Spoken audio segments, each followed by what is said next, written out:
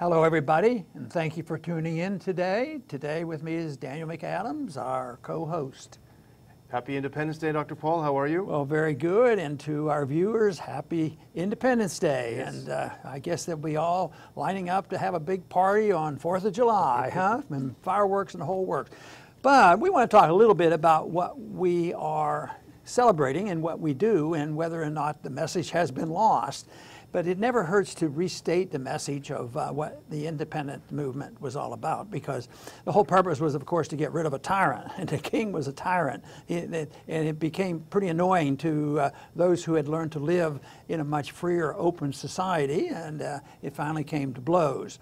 But you know, the one thing that I like in the Declaration really comes at the end, because there's one particular emphasis that I like, because on 3 occasions in the last paragraph they talk about free and independent states. They didn't talk about the United States having an independent movement and they're declaring their independence.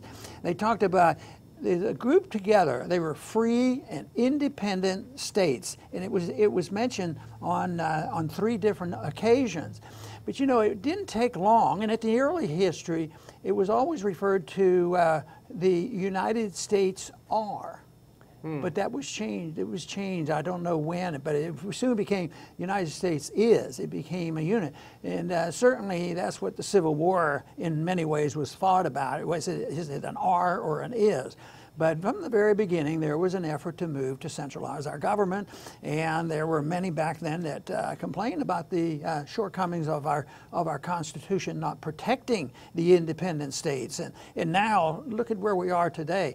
If you say, well, I'm running on the states' rights positions, I'm for states' rights, you know, what do? Immediately say, oh, you must be for slavery or something like that. They destroyed it. So even saying states' rights, you can't use that. They've canceled that out.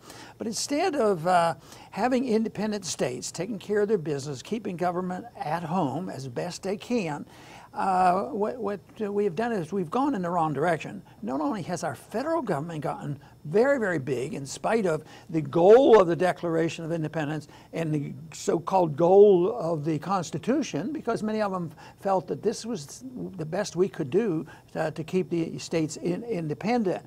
But it has gone further than that. Now it's the United Nations is, you know, it isn't United Nations are. They've never even used that. But think of all the international organizations that we have. We have the IMF and the World Bank and the WTO and NAFTA and all this. And the empire is pretty solidly in place. I do not believe, if you listen to some of what John Quincy Adams wrote about, don't go about the world searching for monsters to destroy, you know.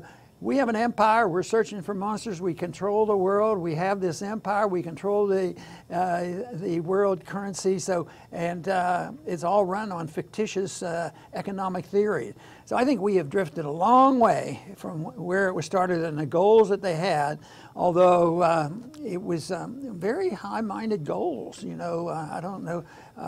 Obviously, the support from the people was strong enough for the war to be won, even though it was the thought leaders of the time, the 8 or 10% of the people who knew and understood it. The founding fathers understood it, and they were able to lead, you know, a rebellion against this authoritarianism and this violence committed against them. So there's much to look at in a very positive way. It had an influence in our society and our area of the world, but the rest of the world, you know, for many times have looked up to us for this reason. But in some ways, I don't think that we're quite at the same point of this,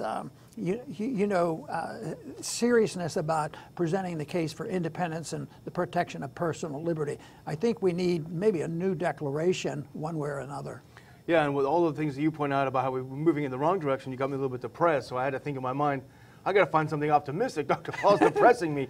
So I was just thinking as you were saying that, I think there are subtle ways that just sub rosa, just under the surface, there are some positive movements in the other direction. Look at how the states are moving on marijuana laws. They say, forget the federal government. We're moving on our own. We're going to change our laws, and that is becoming something. Even Texas, Adam Dick with the Ron Paul Institute wrote a thing about the Republican Party of Texas endorsing legalization of marijuana. It's amazing. And the other thing, look at the gold and silver legal tender laws. Arizona and Wyoming, I think, they're moving against the federal. So they're just a little bit below the surface. There are some positive things. Maybe you're describing the counter-revolution. It was a little slow coming, Yeah. A counter-revolution against what happened 100 years ago, essentially. The progressive revolution has been not good for us. And you say a new revolution or a new Declaration of Independence. I think there's a new independence movement. It's an independence of the mind. It's not, we're not going to go out and pick up guns and start fighting, but independence of the mind, and that was a liberty movement, even the centerpiece of it. I think there's a lot of people who feel a little bit disheartened at this point with the Trump movement on one hand, with the rise of the socialists on the other hand. I think there's a little bit of sense, those of us, we sort of lost our way a little bit. But I don't think you believe that at all. No, and it was pretty specific that the purpose of the Declaration was to secure rights. And they weren't saying the government gave them to us, that they come to us in a natural way. They believed in natural rights. But the power that they had, the just powers, came from the consent of the governed, and it wasn't something that was bestowed upon them, but there had to be some consent. Now, a lot of people can read that differently. I would like to think of it as intellectual consent, that you're going to have limited government and you're going to have the protection more specifically at the state level, which they endorsed. So it is, sometimes people would say, aha, that endorses pure democracy. It would even endorse democratic socialism. That is the consent of the governed. I don't think that's what they had in mind. And so I like to think that there's a big difference. And the founders, especially as they wrote the Constitution, they wanted to be explicit that there was a difference between a constitutional republic and a pure democracy. They didn't like that word democracy because it sounds like the majority can dictate, and they wanted the protection of the minority. They wanted protection of the small groups, and that is a good message from the Declaration of Independence and our Constitution of trying to protect against the dictatorship of the majority. And Dr. Paul, there are a lot of flags around Lake Jackson. A lot of people are sort of turning Independence Day into a day of worshiping the state, whereas it's the opposite. It's the day of rebelling against a tyrannical state. But aside from the philosophical points, we should break it down to some other things. What is the Paul family doing today? What are you eating? What's on the menu? We have an amazing day to celebrate.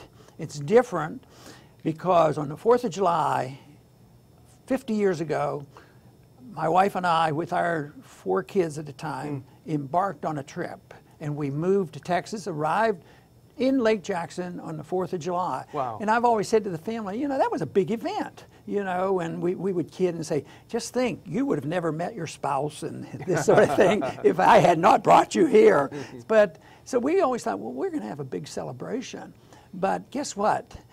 They're all celebrating and their families are spread around and we're all scattered. Yeah. Carol and I are going to have a quiet 4th of July, so that is quite a bit different. But it was a big event for us to move there, and we remember it well. That's a great story.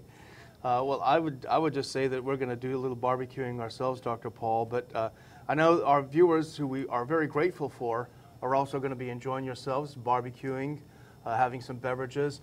But I would like to ask you, while you're sitting there relaxing, to think about something else today, and this is a great day to buy your tickets for the Ron Paul Institute's annual Washington Conference. Media and War is what it's about. We need to have you there. We want to see you there. We want to have you there. We want to meet you again and meet you for the first time. We've got great speakers. We just added John Whitehead, who was on the show earlier this week from the Rutherford Institute. We've got Lou Rockwell. We've got Colonel Lawrence Wilkerson. We've got Ray McGovern, former CIA agent. These are all the people that are on the cutting edge of what we're trying to do, the anti-war movement, beyond left and right anti-war movement, the pro-civil liberties movement. These are the people that are active every day, and they want to share their experiences. They want to share some advice. They want to help us bring this together. And it's going to be a very, very good day. So get your tickets today. Don't delay.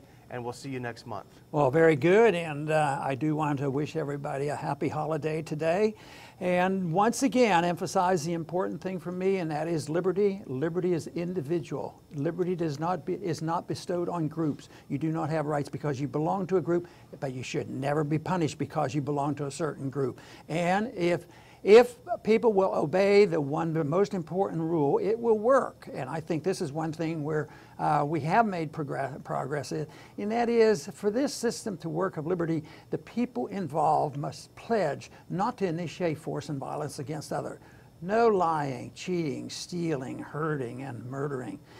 Just think if people followed that one rule of prohibition against initiation of force, we would live in a wonderful world. Of course, that's not going to happen. There's always going to be people who are going to break the rules, but we need to emphasize that. And the most important emphasis on this is what kind of a government you have under that system. We have a government that can't do any of those things either. Now that would be a revolution. I want to thank everybody for tuning in today to the Liberty Report. Please come back soon.